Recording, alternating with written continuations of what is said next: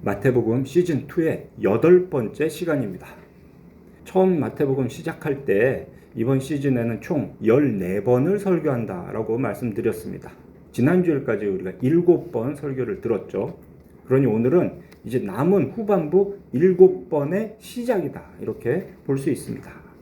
단순히 횟수상으로 이제 딱 절반 지났구나, 이런 건 아닙니다. 마태복음 전체의 구조를 크게 둘로 나눌 때 내용상으로도 오늘 읽은 이 본문이 바로 후반부의 시작입니다. 오늘 본문의 시작인 21절 앞부분을 한번 보세요. 어떤 형식적인 걸 좀 짚어보려고 하는데요.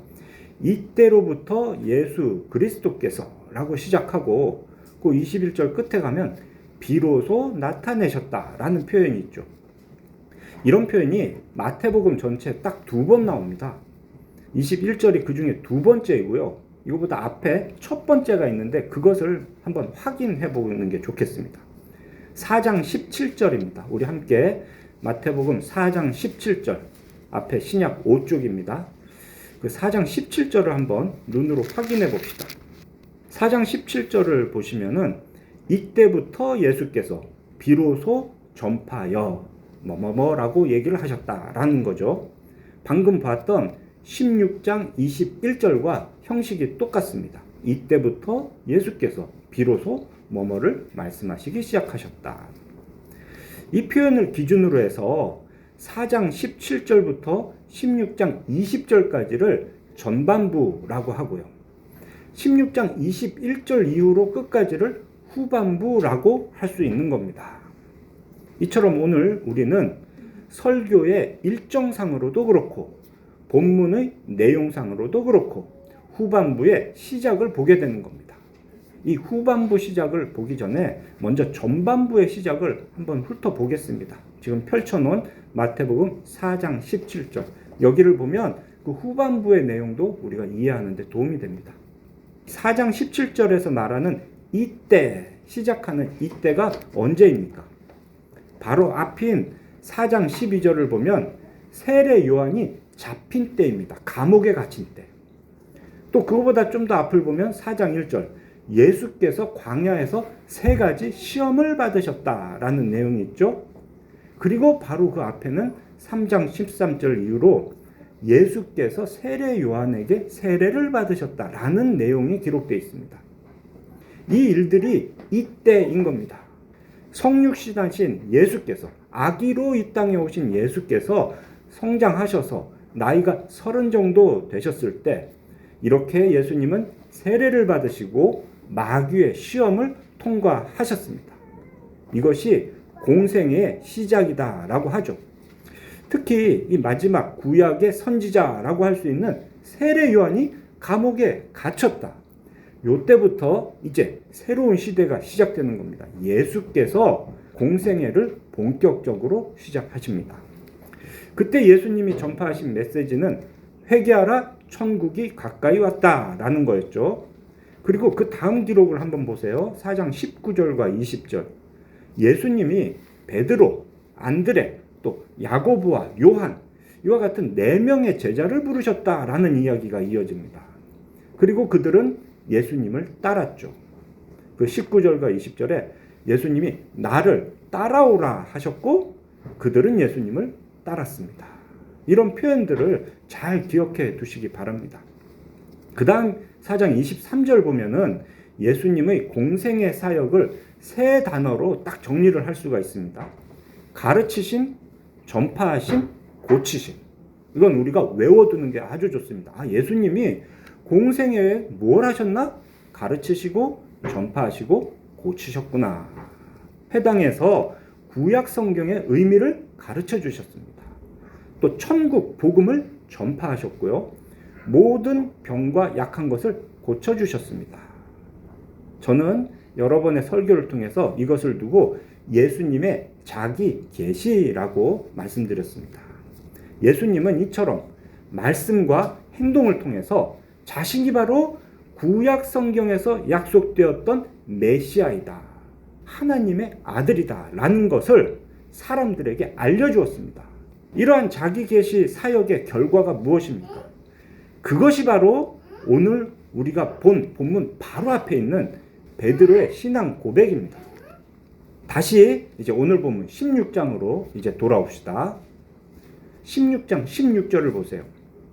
제자들 중에서 대표라고 할 수 있는 베드로의 고백입니다. 주는 그리스도시요 살아계신 하나님의 아들입니다. 기름 부음 받은 자라는 의미의 히브리어가 메시아인데 그 메시아를 헬라어로 번역한 게 그리스도입니다. 제자를 세우시고 가르치고 전파하고 고치신 그런 사역들의 결과가 바로 이 제자들의 신앙 고백인 겁니다. 참고로 여기서 베드로 한 명만 알고 고백한 건 아닙니다. 모든 제자들이 다 그렇게 고백했는데 베드로를 대표로 기록한 거죠. 교회를 세우고 그 교회에 천국 열쇠를 주신다, 이 말씀도 베드로라는 한 사람에게 주신 게 아닙니다. 모든 제자들에게 똑같이 주신 겁니다. 천국 복음을 전파하시고 제자들을 세우셨던 예수님의 이 전반기 사역을 이렇게 마무리할 수 있는 겁니다. 그리고 이어지는 게 후반부인데요. 이제 여기서는 예수께서 말씀하신 천국을 어떤 방식으로 이루시는가를 우리는 이제 보게 되는 겁니다. 다르게 말하면 전반부는 천국의 이론 교육이고 후반부는 그 천국이 실제로 이루어지는 실천 과정이라고 말할 수 있는 거죠. 그리고 그 실천 방안의 핵심을 한 줄로 요약한 것이 바로 16장 21절입니다. 이때로부터라고 시작하는데요. 이 후반부의 이때라는 것은 바로 앞에서 보았던 그 제자들의 신앙 고백입니다. 그들의 신앙 고백 위에 그것을 기초로 해서 예수님께서 교회를 세우시겠다라고 마무리를 하셨어요. 이제 이때로부터 예수 그리스도께서 제자들에게 나타내셨던 실천 방안은 이런 겁니다. 예수님이 예루살렘에 올라갑니다. 가셔서 장로들과 대제사장들과 서기관들에게 많은 고난을 받고 죽임을 당하고 제3일에 살아나야 할 것을 제자들에게 비로소 나타내셨습니다. 이 한 절의 문장은 아주 중요한 요소들로 가득 차 있습니다. 자, 먼저 예수님이 예루살렘에 올라간다라고 하시죠. 예루살렘은 이스라엘 역사에서 다윗과 솔로몬 이후로 하나님의 임재가 이루어지는 도시입니다. 이스라엘은 항상 예루살렘에서 하나님을 예배했습니다.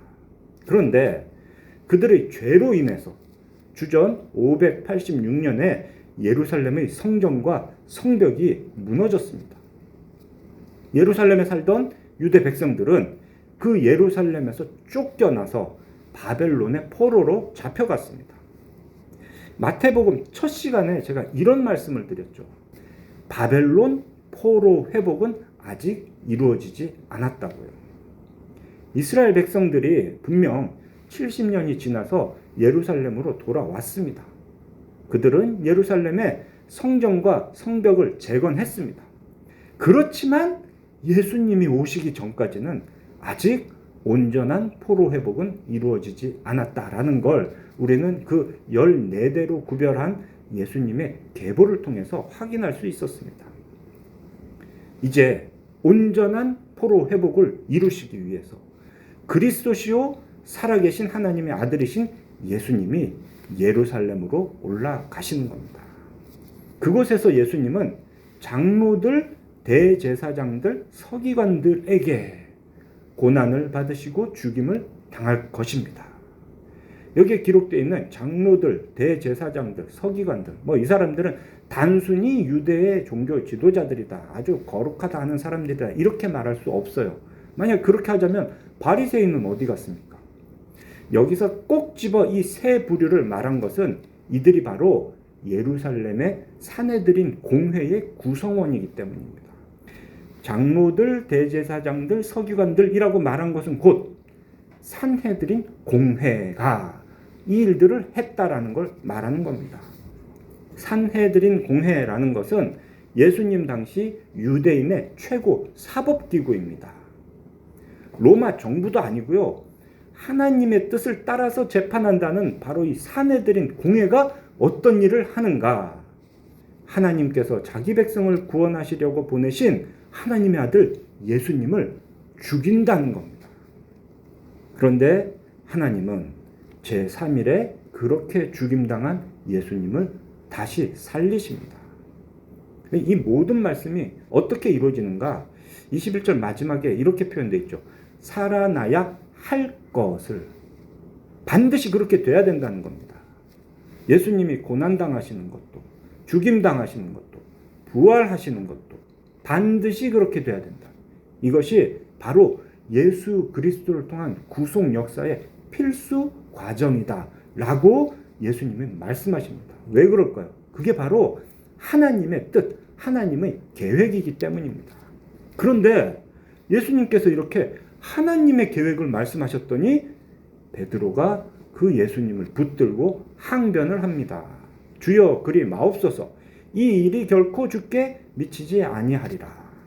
이 원문을 보면 이 베드로라는 이름 앞에 정관사가 대문자로 붙어 있습니다. 이게 무슨 의미냐면 조금 전에 그 예수님에 대한 올바른 신앙 고백을 했던 바로 그 베드로가 지금은 예수님께 항변을 하고 있다라고 기록한 겁니다.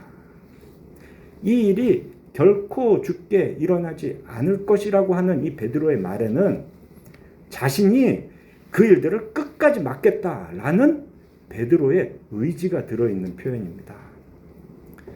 예수님을 향한 그 뜨거운 사랑이 느껴지긴 합니다만 문제는 이것이 하나님의 뜻을 거스르는 일이라는 겁니다.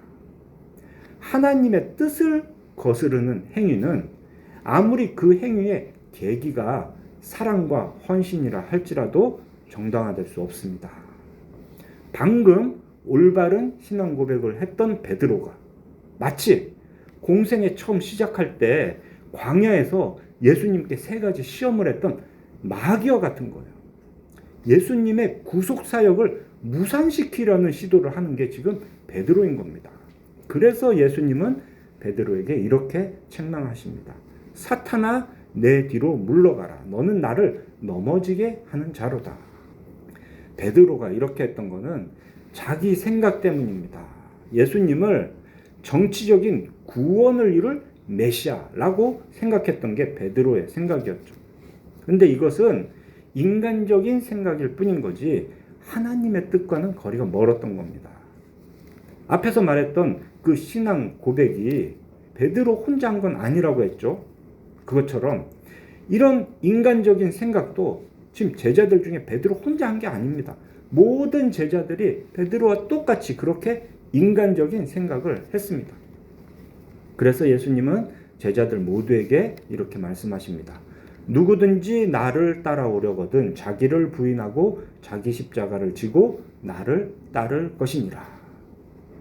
예수님을 따르는 제자라면 마땅히 가야 할 길, 이것을 한 단어로 제자도라고 합니다. 후반부의 시작인 오늘 본문의 핵심이 바로 이겁니다. 십자가와 제자도라는 이 두 단어로 정리할 수가 있습니다. 여기서 우리가 좀 주의해야 될 것은 여기서 말하는 십자가는 예수님이 앞으로 달려 죽으실 십자가를 의미하는 건 아니라는 거예요. 지금 예수님은 자기가 예루살렘에 가서 죽임당할 것이다 라고는 말씀하셨지만 그 죽임당하는 방식이 뭔지는 말씀 안 하셨어요. 십자가에 달려 죽는다 이런 얘기 안 하셨어요. 예수께서 십자가의 죽음을 구체적으로 말씀하신 거는 한참 시간이 지나서 20장 19절에 처음 기록되어 있습니다. 그러니 지금 이 자리 24절에서 말씀하신 십자가는 앞으로 예수님이 온 인류의 죄를 다 속량하기 위해 달리실 십자가, 그 십자가를 니네가 져야 돼 이런 얘기는 아닌 거예요. 그냥 그 당시에 일반적인 사형 틀로 다 알고 있는 그 십자가를 말하는 겁니다. 그 중에서도 특히 이렇게 지고 가야 되는 십자가는 뭐냐면은 십자가가 가로틀, 세로틀이 있는데 그 중에서 가로틀입니다. 세로대는 사형 장소에 준비해 놓고 이제 거기에 사람이 도착하면 그걸 세우는 거죠. 그러니 그 사형 장소까지의 죄인은 십자가의 가로 나무 덩어리 이거를 지고 걸어가야 됩니다. 이게 끔찍하게 고통스러운 과정인 거죠. 그런데 이런 자기 십자가를 지고 가야 된다라는 제자도는 벌써 두 번째 예수님이 말씀하신 겁니다. 마태복음 10장 38절에도 똑같은 말씀을 이미 하셨어요. 그 10장은 예수께서 12명의 제자를 세우시고 그 제자들에게 권능을 주셔서 세상으로 파송하신 말씀이 기록되어 있습니다. 근데 거기서 잘 보세요. 예수님의 제자가 되려면 그 십자가에 못 박혀 죽어야 한다는 얘기가 아니에요. 우리는 그냥 십자가 생각하면 예수님처럼 거기에 못 박혀서 죽어야 되는구나 이렇게 생각하는데요. 예수님이 지금 말씀하시는 자기 십자가를 지고 가야 돼 라고 할 때 그 십자가는 당장에 못 박혀 죽고 누군가의 죄를 대속해 죽는 그런 십자가가 아닙니다. 그냥 굉장히 고통스러운 또 죽음을 눈앞에 둔 사형수로의 길을 가야 된다 그 얘기입니다. 자기 십자가예요. 자기 십자가. 모든 죄인들이 지고 가는 십자가. 이렇게 십자가를 지고 간다는 것은 분명 사형 선고가 이루어졌다라는 게 전제가 되는 거죠. 그러니까 곧 죽게 된다라는 건 분명합니다. 그런데 그 죽을 때 그냥 가는 게 아니고 자기가 죽을 형틀을 내고 가야 된다. 이게 십자가입니다. 몸과 마음 모두가 극한의 고통을 겪는 일이 십자가를 지고 가는 겁니다. 지금 베드로를 비롯한 제자들의 문제는 하나님의 뜻보다 자신의 생각을 더 우선시한다라는 거였습니다. 하나님께서 예수님을 고난받고 죽임당하게 하시겠다 하셨는데 지금 제자들은 그러면 안 됩니다 라고 하고 있죠. 왜 그러느냐? 죽고 사는 문제의 의미를 제대로 몰라서 그렇습니다. 그런 제자들에게 예수님은 자기를 부인해야 된다. 자기 십자가를 지고 예수님을 따라야 한다라고 말씀하시는 거예요. 이유가 있습니다. 그 이유들이 다 그 뒤로 이어지는 25, 26, 27, 28절입니다. 원문을 보면 25, 26, 27 이 세 문장의 제일 앞에 다 왜냐하면이라는 접속사가 붙어 있어요. 그러니까 핵심은 24절이고요. 25, 6, 7, 8은 다 그냥 그것을 설명하는 이유인 겁니다. 이제 그 이유를 한번 봅시다. 25절. 왜냐하면 누구든지 제 목숨을 구원하고자 하면 잃을 것이고 누구든지 나를 위하여 제 목숨을 잃으면 찾을 것이기 때문이다 라는 거예요. 이 두 문장에서 각각 앞에 나오는 이 목숨은 우리가 아는 이 육체의 목숨입니다. 그에 비해서 뒤에 나오는 잃기도 하고 찾기도 한다는 이 생명은 영적인 생명입니다. 히브리서 2장 15절에 이런 말씀이 있습니다. 또 죽기를 무서워함으로 한평생 매여 종노릇하는 모든 자들을 놓아주려 하심이니. 예수님을 믿는다는 건 이런 겁니다. 이 육체의 죽음, 목숨을 넘어서서 그 종노릇하는 데서 해방되는 것. 이것이 예수님을 믿을 때 우리가 얻는 복입니다. 또 야고보서 1장 12절에서도 이렇게 말씀하시죠. 시험을 참는 자는 복이 있나니 이는 시련을 견디어낸 자가 주께서 자기를 사랑하는 자들에게 약속하신 생명의 면류관을 얻을 것이기 때문이다.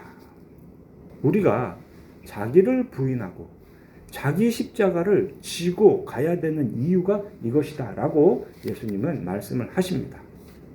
이제 두 번째 26절의 이유도 한번 봅시다.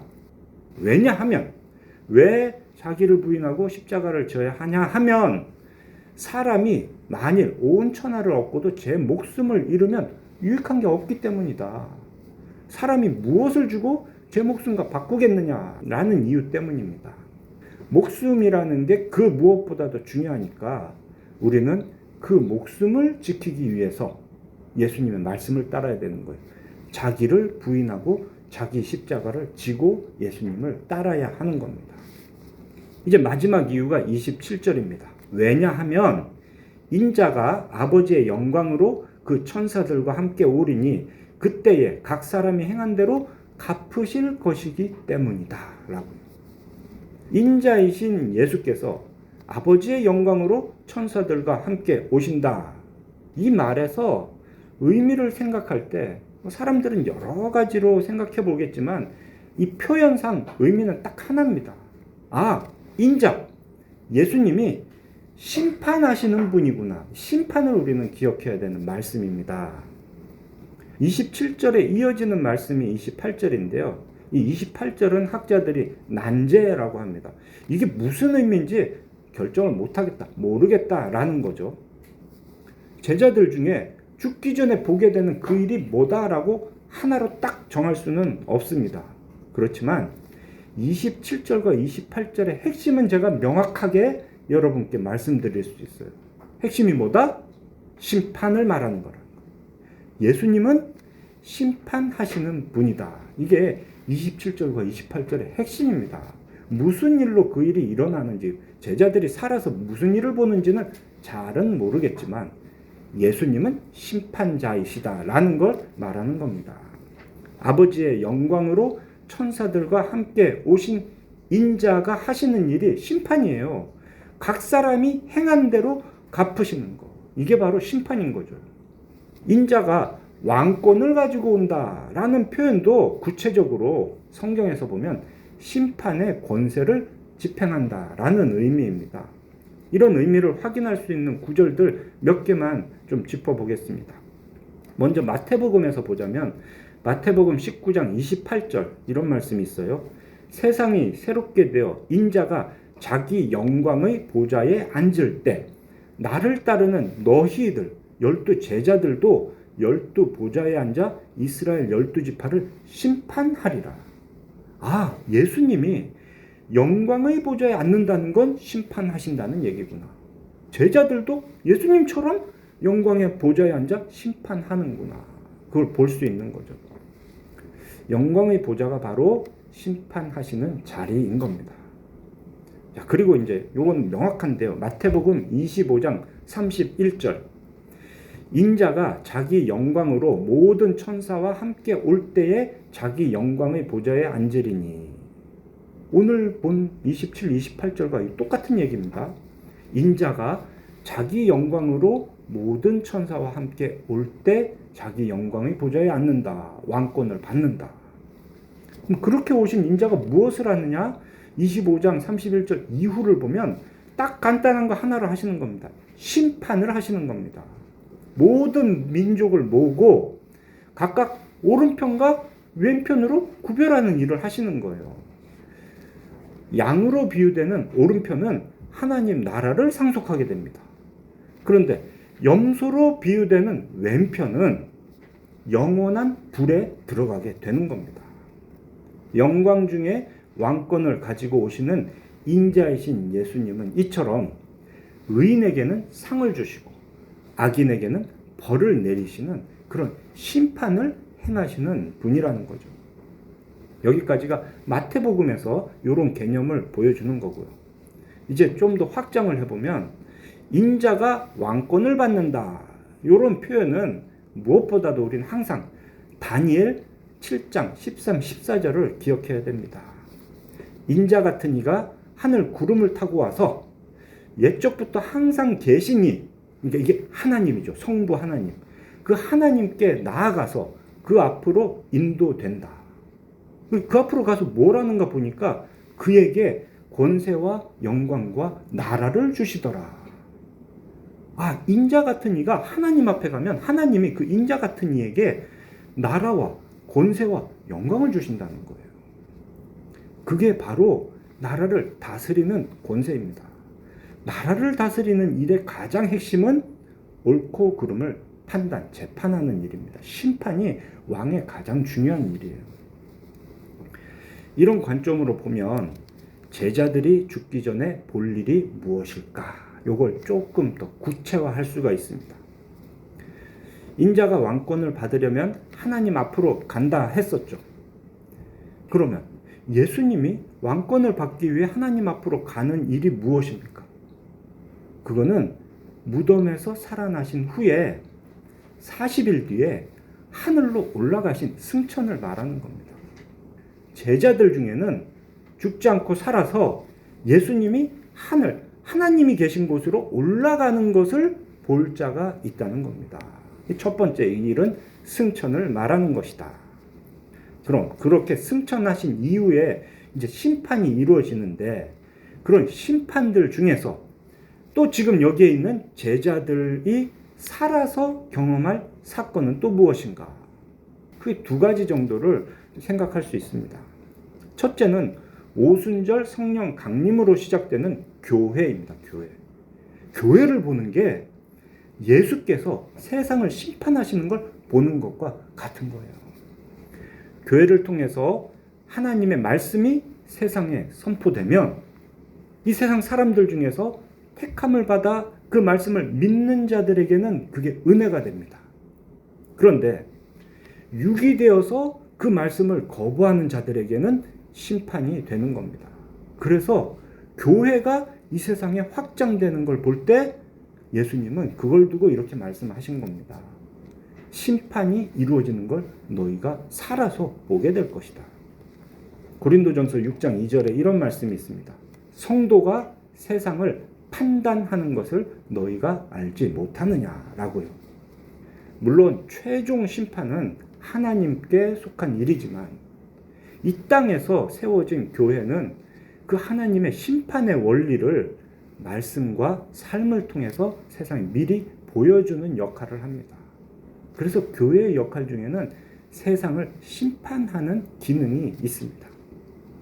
두 번째, 이 제자들이 살아서 눈으로 보게 될 일, 심판의 일은 무엇이냐? 어쩌면 이것은 주후 70년에 예루살렘이 로마 장군 디도의 군사들에 의해 멸망되는 이 일을 말하는 것일 수도 있다라고 저는 여러분들께 소개를 합니다. 이게 심판의 한 예인 거죠. 마치 오래전에 바벨론 군대에 의해서 예루살렘 성전과 성벽이 무너졌던 일이 그것이 바로 하나님의 심판이었던 것처럼 이제 앞으로 승천하신 예수님께서 로마 군대를 사용해서 예수님을 믿기를 끝까지 거부했던 그 예루살렘을 무너뜨리시는 겁니다. 이게 AD 70년 예루살렘의 멸망입니다. 역사의 기록에 따르면 당시에 예루살렘에서 살던 사람들 중에 예수님을 믿은 사람들은 그 로마 군대가 마지막 공격을 하기 직전에 다 예루살렘을 빠져나가 흩어졌다고 합니다. 그런데 그때까지도 예수님을 믿지 않던 사람들이 결사항전을 해야 된다. 예루살렘 성전을 지켜야 된다 하면서 남아있다가 다 죽임을 당했다고 합니다. 이 일이 바로 예수님의 심판인 거죠. 많은 제자들이 다 그 예루살렘 멸망 이전에 다 순교를 했는데요. 우리가 잘 아는 사도 요한은 살아서 바로 그 장면을 확인했습니다. 이 본문 말씀을 통해서 우리는 지금 예수께서 말씀하시는 제자도가 무엇인가, 우리는 어떻게 적용해야 될까를 좀 생각해 보아야 되겠습니다. 우리의 믿음은 크게 세 가지로 정의한다 했죠. 하나님에 대한 지식, 또 그 지식에 대한 동의, 그 지식의 대상인 하나님에 대한 전적인 의지. 지식, 동의, 의지를 믿음이다라고 하는데요. 이 모든 부분에 있어서 예수님의 제자라면 일관성이 있어야 됩니다.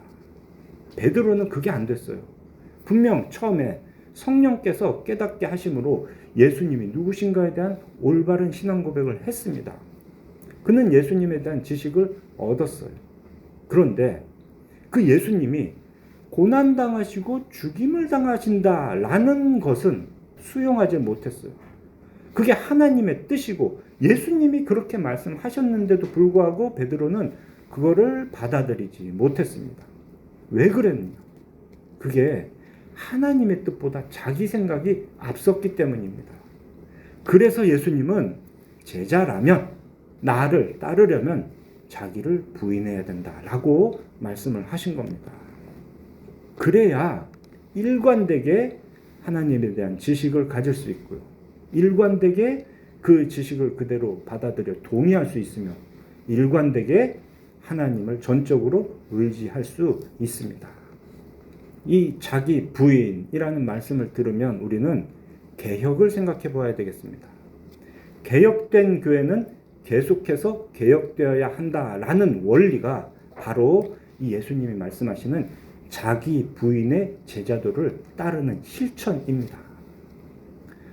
또한 성도는 자기 십자가를 지고 예수님을 따라야 한다 합니다. 마태복음 마지막 지상 명령을 보면은 예수님이 이렇게 말씀하셨어요. 모든 민족을 제자로 삼아 가르쳐 지키게 하라. 그 가르쳐 지키게 하라라는 거의 내용이 뭡니까? 예수님이 지금까지 제자들에게 보여주신 걸 가르쳐 지키게 해야 돼요. 근데 그것이 예수 믿고 구원받습니다. 천국, 영생을 얻습니다. 라는 것만 있는 게 아닌 거예요. 자기 십자가를 지고 가야 하는 것. 이것이 가르쳐 지키게 하는 것. 다르게 말하면 제자도의 핵심인 겁니다. 예수님을 믿겠다 하면, 따르겠다 하면 이 세상 사는 동안 바로 그 예수님 때문에 고난을 당한다. 요 사실도 반드시 가르쳐 지키게 해야 되는 겁니다. 왜 그런 일이 일어날까? 요한복음 15장 18, 19절의 말씀대로 세상이 악해서 그래요. 악한 세상은 이 세상에서 예수님의 가르침을 따라 살려고 하는 성도를 반드시 미워합니다.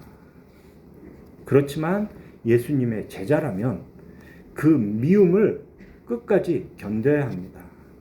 그렇게 할 때 우리는 가장 귀중한 것, 영생을 얻을 수가 있습니다. 또 하나 우리가 의지할 것은 예수님이 심판하신다는 사실입니다. 우리가 벌 받으면 어쩌지 이거 얘기하려고 심판을 얘기하신 게 아닙니다. 그렇게 이 악한 세상에서 사람들의 미움을 견디며 예수님을 믿음으로 고난을 당할 때 그걸 견딘 사람에게 예수님은 반드시 좋은 것으로 보상을 해주신다. 이것이 심판주 예수님을 우리에게 말씀하시는 이유입니다. 자기 십자가를 지고 가는 것. 이 의미를 우리는 잘 생각해야 되는 거죠. 근데 이 자기 십자가를 지고 가는 제자도를 말할 때 분별해야 될 두 가지가 있습니다. 첫째는 고난의 원인이 뭔가를 잘 분별해야 됩니다. 베드로전서 2장 20절에 이렇게 말합니다. 죄가 있어 매를 맞고 참으면 무슨 칭찬이 있으리요. 그러나 선을 행함으로 고난을 받고 참으면 이는 하나님 앞에 아름답다. 이 말씀을 잘 기억하시기 바랍니다. 내가 잘못해서 내 죄 때문에 내가 어려움을 당할 때 그때는 그냥 묵묵히 견디면 안 됩니다. 그때는 즉시 회개해야 됩니다. 만약 내 죄 때문에 내가 매를 맞고 그래서 괴로운데도 회개하지 않고 이것이 주님이 말하는 십자가의 길이구나 라고 생각하면 어쩌면 그 심판의 결과가 더 괴로운 벌일 수도 있습니다. 두 번째 우리가 구별할 것은 멍에와 십자가를 분별해야 된다는 겁니다. 예수님은 11장 29절에서 멍에에 대해서 이미 말씀을 하셨죠. 악한 종교 지도자들이 사람들에게 메워준 것, 율법주의의 전통, 이것을 멍에라고 하셨습니다. 근데 그 멍에는 매기가 어려운 거였어요. 그에 비해서 마음이 온유하고 겸손하신 예수님께서도 멍에를 메워주신다 하셨습니다. 그 멍에는 가볍다 하셨죠.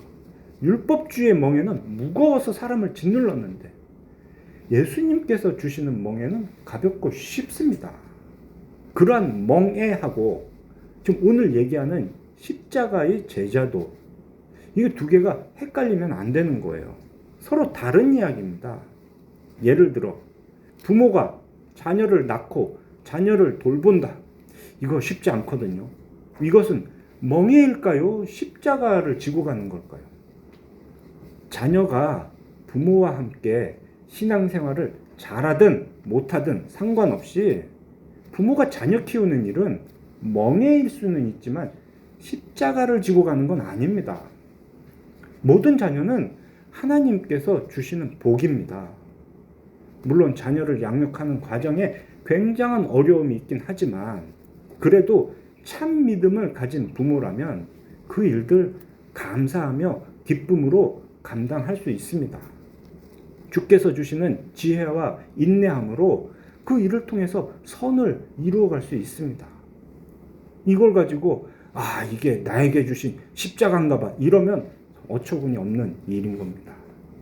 이거는 예수 믿는 걸로 인해서 당하는 고난이라고 할 수 없는 거예요. 이건 그냥 예수님 안에서 그 말씀을 지킨 매기 쉬운 멍에일 뿐입니다. 그러면 반대로 자녀가 부모를 공경하는 것은 어떨까요? 부모가 예수님을 믿든 안 믿든 상관없이 이 말도 기본적으로는 멍에에 해당하는 겁니다. 예수 믿는 사람은 누구나 부모를 잘 섬겨야 됩니다. 그러니 우리는 부모 공경하라 하면 기쁨으로 감사하면서 부모를 섬겨야 되는 거죠. 그런데 불신 부모 중에서도 좀 특별히 이 자녀를 신앙 때문에 핍박하는 부모님이 계세요. 괴롭게 하는 부모가 있습니다. 그런 자녀에게는 그런 부모를 섬기는 일이 어쩌면 자기가 지고 가야 될 십자가일 수 있습니다. 그 십자가를 버릴 수는 없는 거예요. 고통스럽지만 그 십자가를 지고 가야 됩니다. 그게 나에게 주어진 예수님을 믿음으로써 져야 되는 나의 십자가일 수 있다는 겁니다. 자녀와 부모는 이게 다른 거예요. 그런데 그 십자가를 끝까지 지고 가는 자녀에게 예수님은 반드시 상으로 심판을 해주십니다. 우리 그걸 믿고 사는 겁니다. 사랑하는 필그림교회 성도 여러분, 우리의 본성은 악하기 때문에 우리가 예수 믿고 천국 백성답게 살기 위해서는 반드시 우리의 그 악한 본성, 자기를 부인하는 과정이 필요합니다. 또 세상이 악하기 때문에 이 세상에서 천국 백성답게 살려면 반드시 세상으로부터 미움을 받고 고난을 받을 수밖에 없습니다. 자기 죄 때문에 자기를 부인하고 세상의 약함 때문에 십자가를 지고 사는 것, 의로 인한 고난을 견디는 것, 이것을 할 수 있는 근거는 오직 삼위일체 하나님에 대한 믿음뿐입니다. 바른 믿음으로 이 두 가지 일을 할 수가 있습니다. 말씀을 통해서 하나님을 바르게 알고 하나님의 뜻을 내 생각보다 항상 우선하며 하나님의 은혜에 전적으로 의지해야 됩니다. 상황에 요동하지 않는 일관된 믿음 주시기를 우리는 간절히 기도해야 합니다. 하나님은 항상 우리 기도에 귀를 기울이시고요. 예수님은 항상 우리를 위해 중보해 주고 계십니다. 성령님은 항상 우리 안에 계셔서 말씀을 들을 때 깨닫게 해주십니다. 우리를 기도하고 말씀에 순종하게 인도해 주십니다. 심판하시는 예수님은 자기 십자가의 그 고난을 끝까지 견딘 사람에게 가장 좋은 것으로 상을 베풀어 주십니다. 그리고 동시에 우리를 괴롭게 한 그 악한 세상에는 무서운 벌을 내려주십니다. 그렇게 모든 일들을 갚아주십니다. 이 말씀을 의지해서 요동하지 않는 믿음을 가지고 각자에게 맡겨진 십자가를 지고 끝까지 견딤으로 참되고 영원한 복을 누리시기를 삼위일체 하나님의 이름으로 축원합니다.